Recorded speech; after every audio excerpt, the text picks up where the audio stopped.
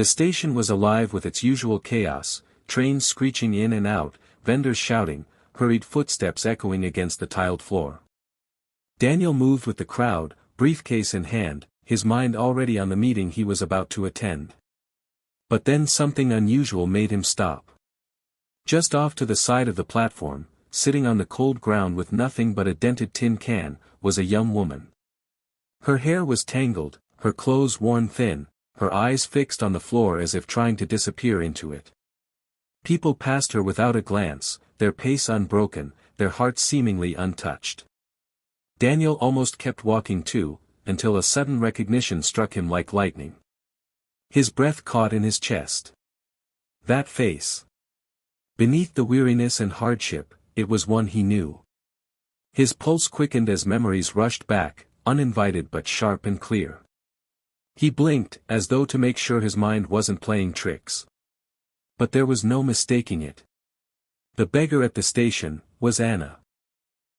The name echoed in his thoughts, stirring 1,000 emotions at once: shock, sorrow, disbelief, and a pang of something deeper. Anna, the girl who had once meant everything to him, the one who had looked him in the eye years ago and told him, no, time had changed her in ways he could never have imagined. For a moment, the noise of the station faded. Daniel stood frozen, heart pounding, staring at the woman who had once held his dreams, now sitting forgotten among strangers. Daniel's eyes lingered on her face, and in that instant the years melted away. He was no longer standing in the crowded station, he was back on campus, a nervous college boy clutching a small bouquet of wildflowers. He remembered how his palms had sweated, how his voice had trembled as he called her name.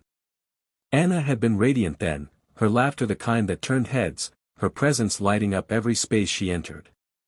She had looked at him with kindness that day, but also with a softness that carried apology. "I'm sorry, Daniel," she had said, her tone gentle yet firm. "You're wonderful, but I can't." The memory was vivid, still tinged with the sting of heartbreak. He had walked away that afternoon with crushed dreams, promising himself he would move on. And in time, he did, or at least, he thought he had.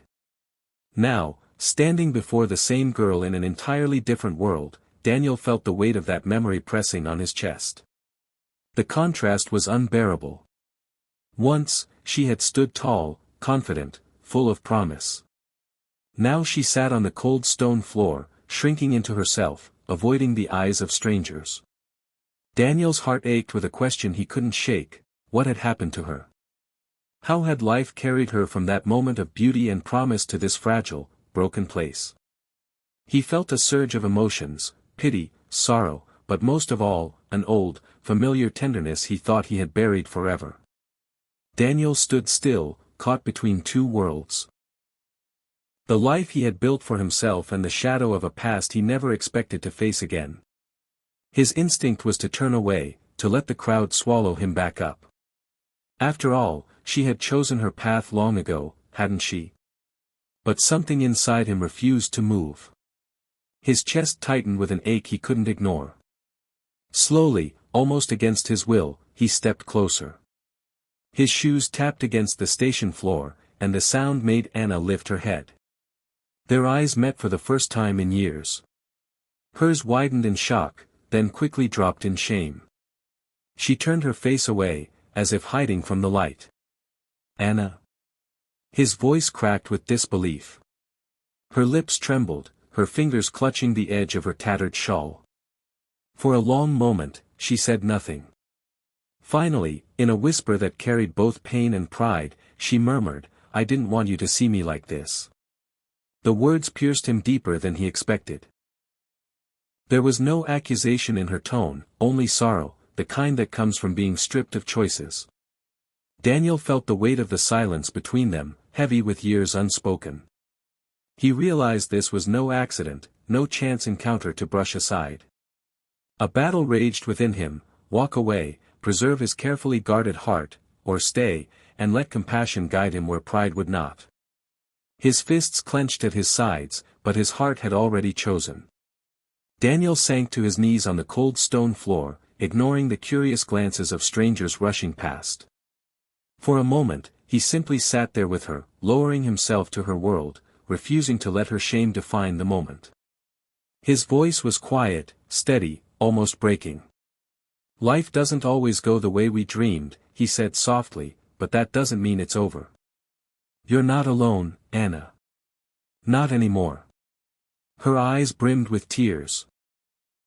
She tried to speak but no words came, only a choked sob that betrayed how long she had carried her pain in silence. Daniel gently reached for her hand. It was trembling, thin, cold against his palm, but he held it firmly, as though anchoring her to something she thought she had lost: dignity, safety, worth. Without another word, he helped her to her feet. He walked her out of the station, step by step, ignoring the murmurs behind them. At a small cafe nearby, he bought her warm food, watching as she ate with a hunger that was both physical and emotional. Then he made a phone call, to an old friend who ran a shelter and rehabilitation program for women in crisis. Daniel didn't offer her pity. He didn't remind her of the past or ask how she had fallen so far. His actions spoke louder. This was not about rekindling what once was, but about seeing her as a human being deserving of compassion. For the first time in years, Anna felt seen, not as a beggar, but as herself. The weeks slipped by, and the memory of that day at the train station lingered in Daniel's mind like a quiet flame. One afternoon, as he passed through the same platform, something caught his eye. Where once he had seen Anna huddled with a tin can, he now saw her standing tall, dressed neatly, her hair combed, her smile warm. But what struck him most was what she was doing, handing out meals to others sitting on the ground where she had once been. Daniel slowed his steps, his chest tightening with emotion. She looked up, and when their eyes met, her face lit up. She hurried toward him, tears brimming in her eyes. "You gave me back my dignity," she whispered, her voice breaking. "You gave me a chance when I couldn't see one for myself." He shook his head gently. "You don't owe me thanks. Just promise me something: when you see someone else lost in the dark, you'll be the light for them."